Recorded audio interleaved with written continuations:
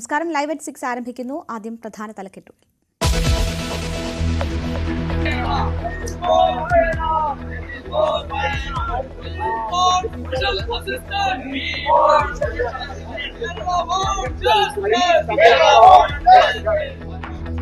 രക്ഷാപ്രവർത്തനം നടത്തിയതിന് പണം ചോദിച്ച കേന്ദ്രത്തിനെതിരെ എംപിമാർ. ജനാധിപത്യ വിരുദ്ധമായ നിലപാടെന്ന് മന്ത്രി കെ രാജൻ. ഭരണഘടനയ്ക്കെതിരായ സവർക്കറുടെ വാക്കുകൾ ബിജെപിക്കെതിരെ ആയുധമാക്കി രാഹുൽ ഗാന്ധി. ഒരു രാജ്യം ഒരു തെരഞ്ഞെടുപ്പ് ബിൽ തിങ്കളാഴ്ച ലോക്സഭയിൽ.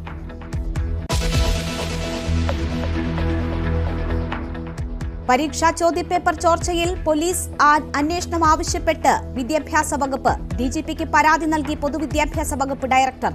കുറ്റക്കാർക്കെതിരെ കർശന നടപടിയെന്ന് മന്ത്രി വി ശിവൻകുട്ടി. ചോദ്യപേപ്പർ പ്രസിദ്ധീകരിച്ച യൂട്യൂബ് ചാനലിനെതിരെ അന്വേഷണം വരും.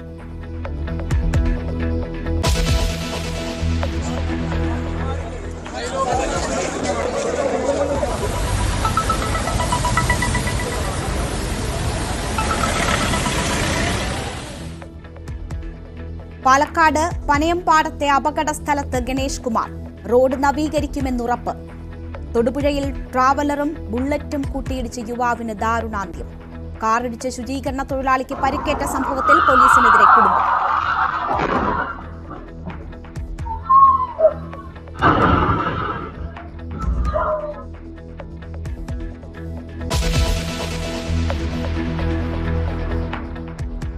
തമിഴ്നാട്ടിൽ മഴക്കെടുതിയിൽ 4 മരണം.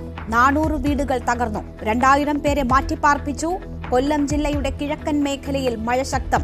തെന്മല പരപ്പ ഡാമിന്റെ ഷട്ടറുകൾ തുറന്നു.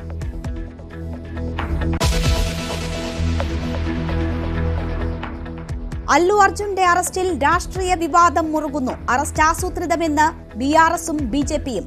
നിയമത്തിന് മുന്നിൽ സെലിബ്രിറ്റി എന്ന വ്യത്യാസമില്ലെന്ന് മുഖ്യമന്ത്രി രേവന്ത് റെഡ്ഡി. അന്വേഷണത്തോട് സഹകരിക്കുമെന്ന താരം. പിന്തുണയുമായി സിനിമാ ലോകം.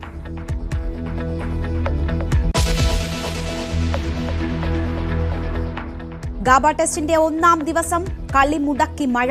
ടോസ് നേടിയ ഇന്ത്യ ഓസീസിനെ ബാറ്റിംഗിന് അയച്ചു. 13.2 ഓവറിൽ വിക്കറ്റ് നഷ്ടമില്ലാതെ 28 റൺസ്. ഉസ്മാൻ ഖവാജയും നഥാൻ മക്സിമിയും ക്രീസിൽ.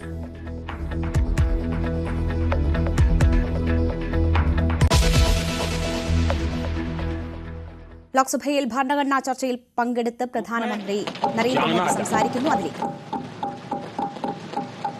हम सिर्फ विशाल लोकतंत्र है इतना नहीं, हम लोकतंत्र की जननी है।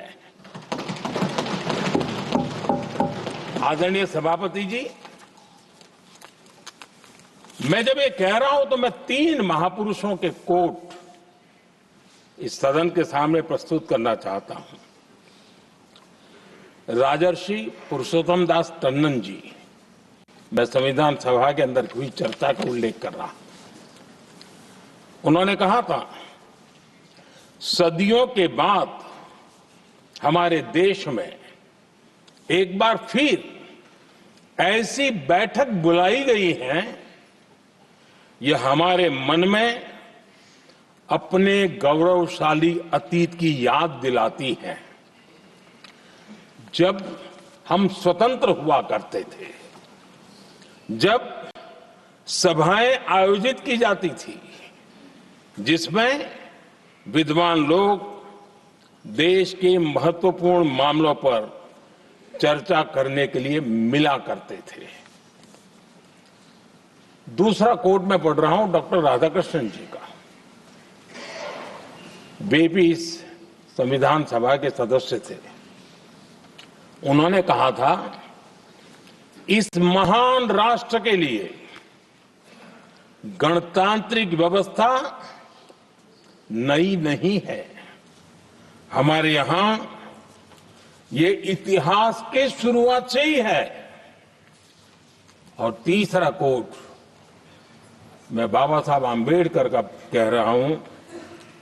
बाबा साहब आंबेडकर जी ने कहा था, ऐसा नहीं है कि भारत को पता नहीं था कि लोकतंत्र क्या होता है। एक समय था जब भारत में कई गणतंत्र हुआ करते थे। आदरणीय सभापति जी, हमारे संविधान के निर्माण की प्रक्रिया में हमारी देश की नारी शक्ति ने संविधान को सशक्त करने में बहुत बड़ी भूमिका निभाई थी। संविधान सभा में 15 माननीय महिला सदस्य थी और सक्रिय सदस्य थी। मौलिक चिंतन के आधार पर उन्होंने संविधान सभा की डिबेट को समृद्ध किया था और वे सभी बहनें अलग अलग बैकग्राउंड थी, अलग अलग क्षेत्र की थी और संविधान में उन्होंने जो जो सुझाव दिए उन सुझावों का संविधान के निर्माण पर बहुत बड़ा प्रभाव रहा था। और हमारे लिए गर्व की बात है कि दुनिया के कई देश आजाद भी हुए, संविधान भी बने, लोकतंत्र भी चला, लेकिन महिलाओं को अधिकार देने में दशकों बीत गए थे। लेकिन हमारे यहां शुरुआत से ही महिलाओं को वोट का अधिकार संविधान में दिया गया।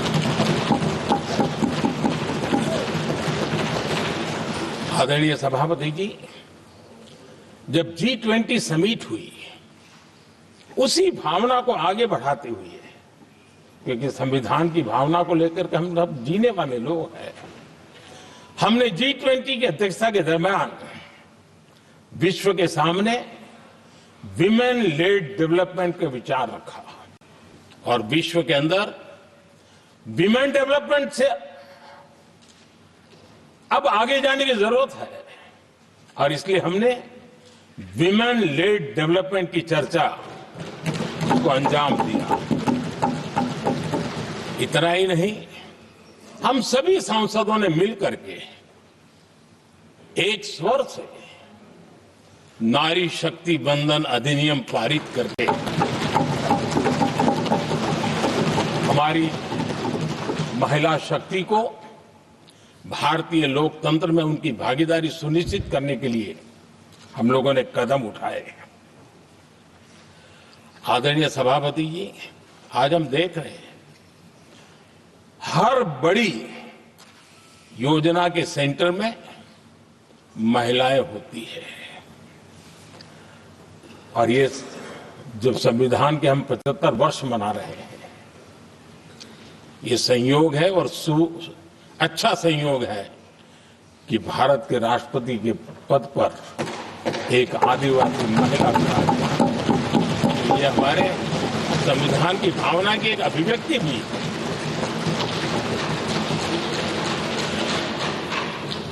आदरणीय सभापति जी, इस सदन में भी लगातार हमारे महिला सांसदों की संख्या बढ़ रही है, उनका योगदान भी बढ़ रहा है।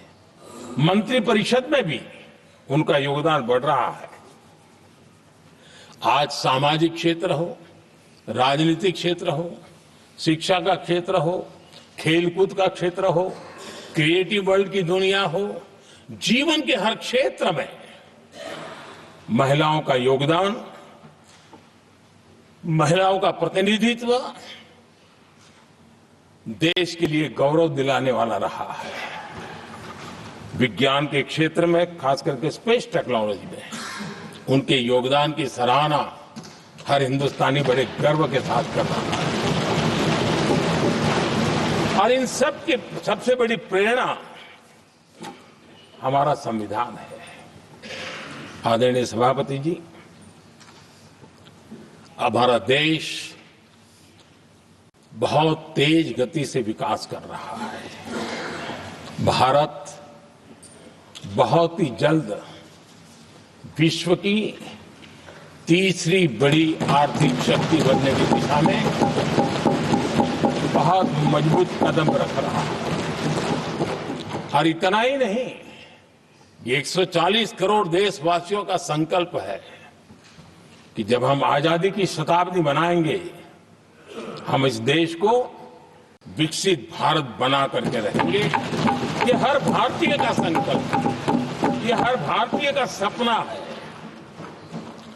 लेकिन इस संकल्प से सिद्धि के लिए सबसे बड़ी आवश्यकता है वो है भारत की एकता। हमारा संविधान भी भारत की एकता का आधार है। हमारे संविधान के निर्माण कार्य में इस देश के बड़े बड़े दिग्गज थे, स्वतंत्रता सेनानी थे, साहित्यकार थे, विवेचक थे, सामाजिक कार्यकर्ता थे, शिक्षाविद थे, कई फील्ड के प्रोफेशनल्स थे, मजदूर नेता थे, किसान नेता थे, समाज के हर वर्ग का प्रतिनिधित्व था और सबके सब भारत की एकता के प्रति बहुत ही संवेदनशील थे। जीवन के भिन्न भिन्न क्षेत्र से आए हुए, देश के अलग अलग भूभाग से आए हुए सभी लोग इस बात के प्रति सजग थे और बाबा साहब अंबेडकर जी ने चेताया था। मैं बाबा साहब का कोट पढ़ रहा हूं। बाबा साहब अंबेडकर ने कहा था, समस्या ये है कि देश में जो विविधता से भरा जनमानस है उसे किस तरह एक मत किया जाए, कैसे देश के लोगों को एक दूसरे के साथ होकर निर्णय लेने के लिए प्रेरित किया जाए, जिससे कि देश में एकता की भावना स्थापित हो। आदरणीय सभापति जी, मुझे बड़े दुख के साथ कहना है कि आजादी के बाद एक तरफ संविधान निर्माताओं के दिल दिमाग में एकता थी, लेकिन आजादी के बाद विकृत मानसिकता के कारण या स्वार्थवश अगर सबसे बड़ा प्रहार हुआ तो देश की एकता के मूल भाव पर प्रहार हुआ। विविधता में एकता, ये भारत की विशेषता रही है। हम विविधता को सेलिब्रेट करते हैं और इस देश की प्रगति भी विविधता को सेलिब्रेट करने में है। लेकिन गुलामी की मानसिकता में पले बड़े लोगों ने,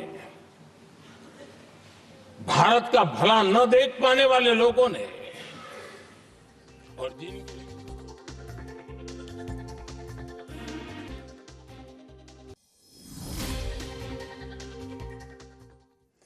പ്രധാനമന്ത്രി ഭരണഘടനാ സഭ അംഗീകരിച്ചതിന്റെ 75ാം വാർഷികത്തോട് അനുബന്ധിച്ച് നടന്ന ചർച്ചയ്ക്ക് സഭയിൽ മറുപടി നൽകുന്നതാണ് നമ്മൾ കണ്ടത്. മറ്റു വാർത്തകളിലേക്ക് പോകുന്നു. ഇടവേള.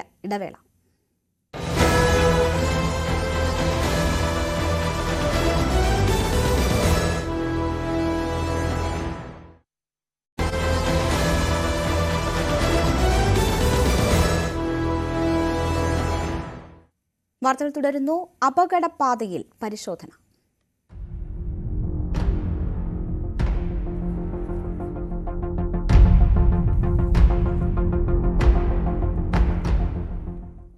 നാല് വിദ്യാർത്ഥികളുടെ ജീവനെടുത്ത പാലക്കാട് പനയമ്പാടത്ത് വാഹനമോടിച്ച് പരിശോധന നടത്തി ഗതാഗത മന്ത്രി കെ.ബി. ഗണേഷ് കുമാർ. ദേശീയപാത നിർമ്മാണത്തിൽ അപാകതയുണ്ടെന്ന് ബോധ്യപ്പെട്ട മന്ത്രി അടിയന്തരമായി റോഡ് നവീകരണം നടത്തുമെന്ന് ഉറപ്പു നൽകി. അപകടസ്ഥലത്ത് പോലീസും വിവിധ വകുപ്പുകളും സംയുക്ത പരിശോധന നടത്തി. ദേശീയപാത നിർമ്മാണത്തിലെ അപാകത പരിഹരിക്കണമെന്നാവശ്യപ്പെട്ട് സമരം നടത്തിയിരുന്ന കോൺഗ്രസ് പ്രവർത്തകരുടെ അടുത്തേക്കാണ് മന്ത്രി ആദ്യമെത്തിയത്. കോൺഗ്രസ് പ്രവർത്തകരോടും നാട്ടുകാരോടും മറ്റു രാഷ്ട്രീയ കക്ഷി നേതാക്കളോടും മന്ത്രി പ്രശ്നങ്ങൾ ചോദിച്ചറിഞ്ഞു. തുടർന്ന് അപകടം നടന്ന സ്ഥലത്ത് ഔദ്യോഗിക വാഹനം ഓടിച്ച് മന്ത്രിയുടെ പരിശോധന.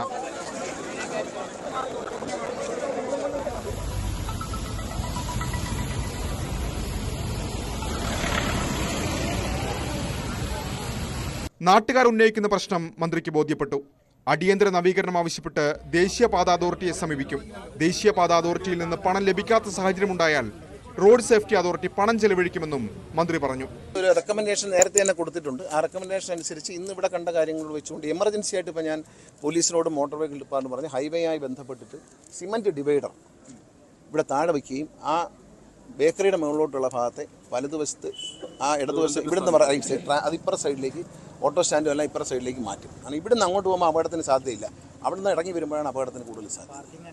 ആ പാർക്കിംഗ് ഷിഫ്റ്റ് ചെയ്യണം. ആ പാർക്കിംഗ് നിർബന്ധമായിട്ട് ഇപ്പോഴത്തെ നാട്ടുകാരെല്ലാം നിൽക്കുമ്പോഴാണ് പറയുന്നത് നാളെ ഞാൻ പോയി കഴിഞ്ഞിട്ട് എതിർപ്പൊന്നും പാടില്ല. ആ പാർക്കിംഗ് അപകടത്തിൻ്റെ ഒരു കാരണമാണ്. ആ ഓട്ടോ സ്റ്റാൻഡ് ഉൾപ്പെടെ ആ ബേക്കറിക്ക് മുകളിലോട്ട് കിടക്കുന്ന എല്ലാ വണ്ടികളും ഇടതുവശത്ത് വലതുവശത്ത് ആ വശത്ത് പാർക്ക് ചെയ്യണം. അപകട സ്ഥലത്ത് പോലീസിലെയും മോട്ടോർ വാഹന വകുപ്പിലെയും പൊതുമരാമത്ത് NH വിഭാഗത്തിലെയും ഉദ്യോഗസ്ഥർ പരിശോധന നടത്തി. സംഘം റിപ്പോർട്ട് സർക്കാരിന് കൈമാറും. അതേസമയം റോഡ് നിർമ്മാണത്തിലെ അപാകത പരിഹരിക്കണമെന്നാവശ്യപ്പെട്ട് യൂത്ത് ലീഗ് പ്രവർത്തകർ ദേശീയപാത ഉപരോധിച്ചു. പ്രവർത്തകരും പോലീസും തമ്മിൽ ഉന്തുന്തള്ളുമുണ്ടായി. പ്രവർത്തകരെ പോലീസ് അറസ്റ്റ് ചെയ്ത് നീക്കി. ന്യൂസ് 18 പാലക്കാട്. കൊച്ചി എളമക്കരയിൽ അമിത വേഗതയിലെത്തിയ കാർ ഇടിച്ച് ശുചീകരണ തൊഴിലാളിക്ക് പരിക്കേറ്റ സംഭവത്തിൽ പോലീസിനെതിരെ കുടുംബം. പ്രതിയായ കാർ ഡ്രൈവറെ പോലീസ് സംരക്ഷിക്കുന്നുവെന്ന് പരാതി. ചങ്ങമ്പുഴ സ്വദേശിയായ നിഷയെ കാർ ഇടിക്കുന്ന ദൃശ്യങ്ങൾ ന്യൂസ് 18 ലഭിച്ചു.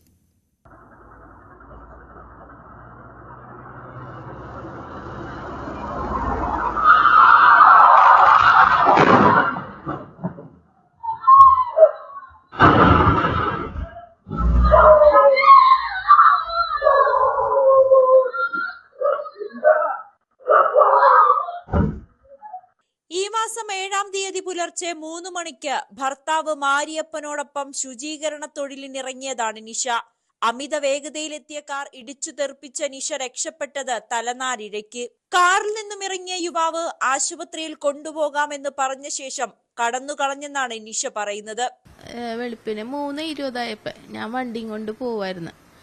ബാക്കില് ലൈറ്റിന്റെ വെട്ടം കണ്ടാണ് ഞാൻ തിരിഞ്ഞു നോക്കണേ. അപ്പോഴത്തേനും കാർ എൻ്റെ അടുത്തെത്തി. ഞാൻ ഉന്തുവണ്ടി ഇട്ടിട്ട് ഞാൻ ഓടിയെങ്കിലും എൻ്റെ ബാക്കിൽ വന്ന് ഇടിക്കുകയും ചെയ്തത്. ഞാൻ അവിടെ വീണ് കിടക്കണം. അയാൾ ഇറങ്ങി വന്നിട്ട് എന്നെ നോക്കി വാ ചേച്ചി നമുക്ക് ഹോസ്പിറ്റലിൽ പോകാമെന്ന് പറഞ്ഞു. അപ്പം എൻ്റെ ഹസ്ബൻഡ് ഓടി വന്നിട്ട് എന്നെ പൊക്കി. ഞാനോർത്ത് വണ്ടി എടുക്കുന്നത് എൻ്റെ അടുത്തേക്ക് വണ്ടി അടുപ്പിക്കാനാണെന്നാണ് കരുതിയത്. പക്ഷെ വണ്ടി എടുത്ത് അദ്ദേഹം വിട്ടുകളയുകയാണ് ചെയ്തത്. ഇടത് കാലിനും നട്ടലിനും പരിക്കേറ്റ നിഷയെ പിന്നീട് മാലിന്യം ശേഖരിക്കുന്ന വാഹനത്തിലാണ് ഭർത്താവ് ആശുപത്രിയിലേക്ക് കൊണ്ടുപോയത്. എളമക്കര പോലീസിന് പരാതി നൽകിയെങ്കിലും നടപടിയൊന്നും സ്വീകരിച്ചില്ലെന്നും കുടുംബം പറയുന്നു. ആശുപത്രിയിൽ നിന്നും എറണാകുളം നോർത്ത് പോലീസിനെ വിവരം അറിയിച്ചുവെങ്കിലും പോലീസ് നിഷയുടെ മൊഴിയെടുക്കുവാനോ വിശദാംശങ്ങൾ ചോദിച്ചറിയുവാനോ എത്തിയില്ല.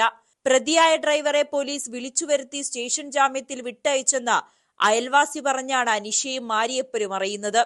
വാഹനം ഇടിച്ചവൻ ഒരു കാര്യം കൊണ്ട് ഹോസ്പിറ്റലിൽ വന്നിട്ട് ഞങ്ങള് മെഡിക്കലിന്റെയോ മരുന്ന് അടിച്ചാലോ ഒന്നും ഒരു ഇതും ചെയ്തിട്ടില്ല. നേരെ സ്റ്റേഷൻ ജാമ്യം കൊണ്ട് അവനങ്ങോട്ട് വീട്ടിൽ പോയി. അത് ഞാൻ ചോദിക്കട്ടെ, എന്തുകൊണ്ടാണ് ഇങ്ങനെയുള്ള വാഹനാപകടമുള്ളവർക്ക് പെട്ടെന്ന് സ്റ്റേഷൻ ജാമ്യം കൊടുത്ത് വിടണം? എന്തുകൊണ്ടാണ്? അത് പോലീസുകാർ ചെയ്യണത് ഏറ്റവും വലിയ തെറ്റാണ്. പോലീസുകാർ ആദ്യമേ വന്ന് ഹോസ്പിറ്റലിൽ വന്നിട്ട് രോഗിനെ കാണുക, കണ്ടിട്ട് അവർക്ക് എന്താ പറ്റിയെന്ന് അന്വേഷിച്ചിട്ട് വേണം ഇവൻ ഈ പ്രതി ഹോസ്പിറ്റലിൽ വന്ന് അന്വേഷിച്ചോ അതിൽ അവർക്ക് എന്താണ് ചെയ്തോ എന്നുള്ള കാര്യങ്ങൾ അന്വേഷിച്ചിട്ട് വേണ്ടേ ഇവർ സ്റ്റേഷൻ ജാമ്യം കൊടുക്കാൻ. ശരിയല്ലേ? ഇത് ഒന്നും അന്വേഷിക്കാതെ നിങ്ങൾ അവന് വെറുതെ സ്റ്റേഷൻ ജാമ്യം ഞാൻ കൊടുത്ത പരാതിയിൽ അവന് സ്റ്റേഷൻ ജാമ്യത്തിൽ നിങ്ങൾ പറഞ്ഞു വിട്ട്. ഇപ്പം അവൻ സന്തോഷത്തോടെ അവൻ്റെ വീട്ടുകാരായിട്ടും അവനായിട്ട് കറങ്ങി തിരിഞ്ഞ് നടക്കുന്നുണ്ട്. എൻ്റെ ഭാര്യ ഇപ്പം ഇവിടെ കിടന്ന് കഷ്ടപ്പെടുന്നില്ലേ? ശരിയാണില്ലേ? അപ്പം ആർക്കും നഷ്ടം? എനിക്കാണ് നഷ്ടം വന്നത്. ഞാൻ പറയണത് ഈ വണ്ടി ഓടിച്ചവന് ന്യായമായ ശിക്ഷ കൊടുക്കണം. ദിവസവേതനത്തിനാണ് ഇരുവരും കൊച്ചി കോർപ്പറേഷന് കീഴിൽ താൽക്കാലിക ശുചീകരണ തൊഴിലാളികളായി ജോലി ചെയ്യുന്നത്. അപകടത്തിൽ മതിയായ നഷ്ടപരിഹാരം പോലും ലഭിച്ചില്ല. പ്രതിയെ സംരക്ഷിക്കുന്ന പോലീസ് നടപടിക്കെതിരെ പരാതിയുമായി മുന്നോട്ടു പോകാനാണ് കുടുംബത്തിന്റെ തീരുമാനം. ന്യൂസ് 18 കൊച്ചി. തിരുവനന്തപുരം ചിറയിൻ കീഴിൽ സ്വകാര്യ ബസ് കാറിലിടിച്ച ശേഷം വീടിന്റെ മതിലിടിച്ചു തകർത്തു. പാലക്കുന്നിലാണ് അപകടമുണ്ടായത്. 11 യാത്രക്കാർക്ക് പരിക്കേറ്റു. 2 പേരുടെ നില ഗുരുതരമാണ്. ഇവരെ തിരുവനന്തപുരം മെഡിക്കൽ കോളേജ് ആശുപത്രിയിലും മറ്റുള്ളവരെ ചിറയിൻകീഴ് താലൂക്ക് ആശുപത്രിയിലും പ്രവേശിപ്പിച്ചു. ബസ് അമിത വേഗതയിലായിരുന്നുവെന്ന് ദൃക്സാക്ഷികൾ പറയുന്നു.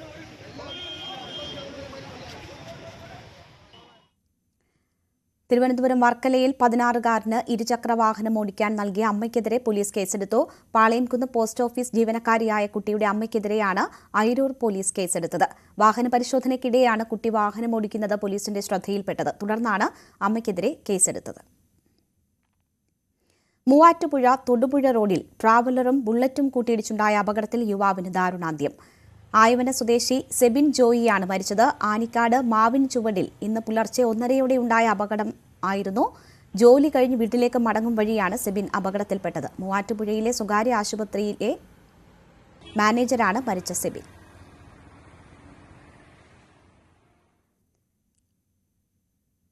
ഇടുക്കി പൂപ്പാറയിൽ വിനോദസഞ്ചാരികളുടെ വാഹനം അപകടത്തിൽപ്പെട്ടു. മഹാരാഷ്ട്ര സ്വദേശികൾ സഞ്ചരിച്ച വാഹനമാണ് അപകടത്തിൽപ്പെട്ടത്. 5 പേരാണ് വാഹനത്തിലുണ്ടായിരുന്നത്. പുലർച്ചെ 2 മണിയോടെയായിരുന്നു അപകടം.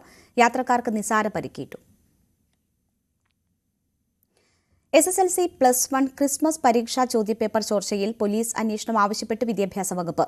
യൂട്യൂബ് ചാനലുകളിലൂടെ ചോദ്യപേപ്പർ ചോർന്നതിൽ പൊതുവിദ്യാഭ്യാസ വകുപ്പ് ഡയറക്ടർ സംസ്ഥാന പോലീസ് മേധാവിക്ക് പരാതി നൽകുമെന്ന് വിദ്യാഭ്യാസ മന്ത്രി വി ശിവൻകുട്ടി. കുറ്റക്കാർക്കെതിരെ കർശന നടപടിയുണ്ടാകുമെന്നും മന്ത്രി പറഞ്ഞു. എന്റെ പ്രിയപ്പെട്ട SSLC വിദ്യാർത്ഥികളെ, നിങ്ങൾ കാതോർത്ത് നിന്ന പ്രഡിക്ഷൻ ഇതാ വന്നിരിക്കുകയായി. SSLC ഇംഗ്ലീഷ് പരീക്ഷയുടെയും +1 കണക്ക് പരീക്ഷയുടെയും ചോദ്യപേപ്പറാണ് യൂട്യൂബ് ചാനലിലൂടെ ചോർന്നത്. ചോദ്യപേപ്പർ ചോർന്ന കാര്യം വിദ്യാഭ്യാസ മന്ത്രിയും സ്ഥിരീകരിക്കുന്നു. SSLC ഇംഗ്ലീഷ് +1 ഗണിത പരീക്ഷകളുടെ ചോദ്യങ്ങൾ ക്രിസ്മസ് പരീക്ഷയ്ക്ക് മുമ്പ് യൂട്യൂബ് ചാനലുകളിൽ അടക്കം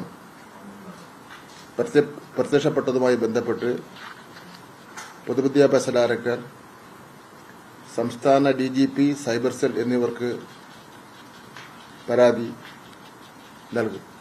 അതീവ രഹസ്യ സ്വഭാവത്തോടു കൂടിയാണ് ചോദ്യപേപ്പറുകൾ തയ്യാറാക്കുന്നത്. എന്നിട്ടും ചോർന്നത് ഗൌരവമായിട്ടാണ് പൊതുവിദ്യാഭ്യാസ വകുപ്പ് കാണുന്നതെന്ന് മന്ത്രി പറയുന്നു. ട്യൂഷൻ സെന്ററുകൾ മുഖേന യൂട്യൂബ് ചാനലുകളിലേക്ക് ചോദ്യപേപ്പർ എത്തിയതാകാം എന്നതാണ് വിദ്യാഭ്യാസ വകുപ്പിന്റെ വിലയിരുത്തൽ. ഇതിന് കൂട്ടുനിന്ന വിദ്യാഭ്യാസ വകുപ്പിലെ അധ്യാപകർക്കെതിരെയും കർശന നടപടിയുണ്ടാകും. ഇക്കാര്യത്തിൽ കുറ്റവാളികളെ കണ്ടെത്തി നിയമത്തിന് മുന്നിൽ കൊണ്ടുവരും. ചോദ്യപേപ്പർ തയ്യാറാക്കുന്നവരും വിതരണം ചെയ്യുന്നവരും അറിയാതെ ഇത് പുറത്തുപോകില്ല. സ്വകാര്യ ട്യൂഷൻ സെന്ററുകളിൽ ജോലി ചെയ്യുന്ന അധ്യാപകരുടെ വിവരങ്ങളും വിദ്യാഭ്യാസ വകുപ്പ് ശേഖരിക്കും. തുടർ നടപടികൾ തീരുമാനിക്കാൻ നാളെ മന്ത്രിയുടെ അധ്യക്ഷതയിൽ ഉന്നതതല യോഗവും ചേരുന്നുണ്ട്. ന്യൂസ് 18 തിരുവനന്തപുരം. കേന്ദ്ര സഹായം കാത്തിരിക്കുന്ന കേരളത്തിനോട് പണം ചോദിച്ച കേന്ദ്ര നടപടിയിൽ പ്രതിഷേധം ശക്തം. പാർലമെന്റിന് മുന്നിൽ പ്രതിപക്ഷ MPമാർ പ്രതിഷേധിച്ചു. കേന്ദ്ര നടപടി ജനാധിപത്യ വിരുദ്ധമെന്ന് മന്ത്രി കെ രാജൻ പ്രതികരിച്ചു. വയനാടിനെ കേന്ദ്രം അവഗണിക്കുന്നുവെന്ന ആക്ഷേപങ്ങൾക്കിടെയാണ് ദുരന്തത്തിൽ രക്ഷാപ്രവർത്തനം നടത്തിയ വ്യോമസേന പണമാവശ്യപ്പെട്ട് കത്തയച്ചത്. വയനാട്ടിലെ ഇടപെടലിന് മാത്രമല്ല, 2006 മുതലുള്ള കുടിശ്ശികയടക്കം 132 കോടി രൂപ നൽകണമെന്നാണ് ആവശ്യം. കേന്ദ്ര സഹായം കാത്തിരിക്കുന്ന സംസ്ഥാനം ഫലത്തിൽ അങ്ങോട്ട് പണം നൽകേണ്ട ഗതികേട്. കേന്ദ്ര ഫണ്ടിൽ നിന്നും സൈന്യത്തിന് പണം നൽകണമെന്ന ആവശ്യം നിലനിൽക്കെയാണ് വ്യോമസേനയുടെ കത്ത് ചീഫ് സെക്രട്ടറിക്ക് ലഭിച്ചത്. കേന്ദ്രത്തിന്റെ നടപടി ജനാധിപത്യ വിരുദ്ധമെന്ന് റവന്യൂ മന്ത്രി കെ രാജൻ. കേരളത്തിനോട് കേരളത്തിൽ STRF സംഖ്യ ബാക്കിയിരിക്കുന്നുണ്ട് എന്ന് കാണിച്ച് ആ ബാക്കിയിരിക്കുന്ന സംഖ്യയുടെ 50% വീണ്ടും നിങ്ങൾക്ക് ചെലവഴിക്കാൻ STRFനോട് അനുവദിക്കുന്നു എന്ന് പറയുന്നത് ഒരു ജനാധിപത്യ വിരുദ്ധമായിട്ടുള്ള പ്രക്രിയയാണ്. വിഷയം പാർലമെന്റിലും ഉന്നയിക്കപ്പെട്ടു. അവഗണന തുടർന്നതോടെ പാർലമെന്റിന് മുന്നിലേക്കായി പ്രതിഷേധം.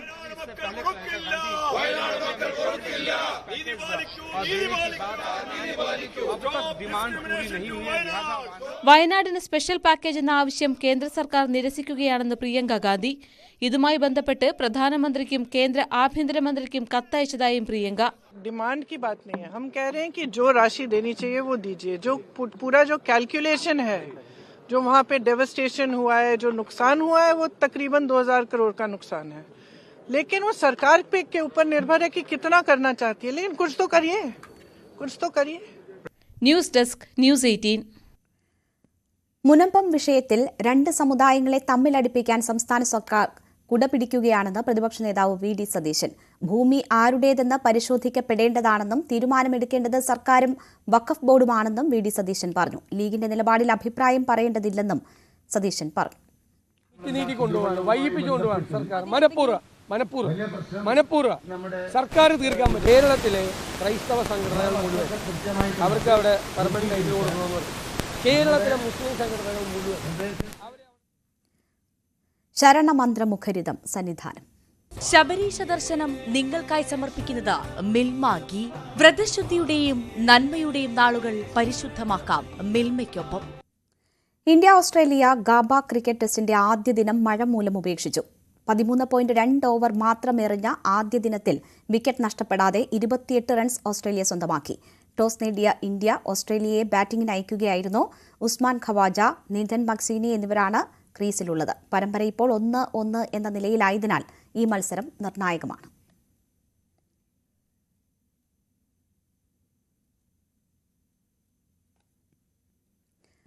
ശബരിമലയിൽ ദീപാരാധന നടക്കുകയാണ്. അതിലേക്ക്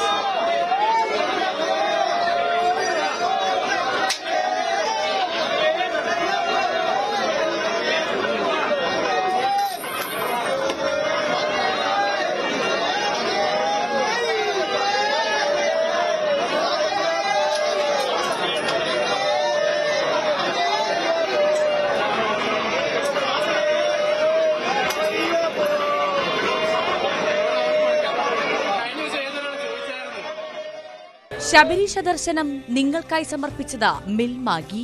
വ്രതശുദ്ധിയുടെയും നന്മയുടെയും നാളുകൾ പരിശുദ്ധമാക്കാം മിൽമയ്ക്കൊപ്പം. ഇന്നത്തെ സ്വർണം വെള്ളി നിരക്കുകൾ. കവിത ഗോൾഡ് ആൻഡ് ഡയമണ്ട്സ് ഇന്നത്തെ സ്വർണം വെള്ളി നിരക്കുകൾ നിങ്ങൾക്കായി സമർപ്പിക്കുന്നത് Kavitha gold and diamonds. Choose your special. സ്വർണം 22 ക്യാരറ്റ് ഗ്രാമിന് 7140 രൂപ, പവന് 57,120 രൂപ.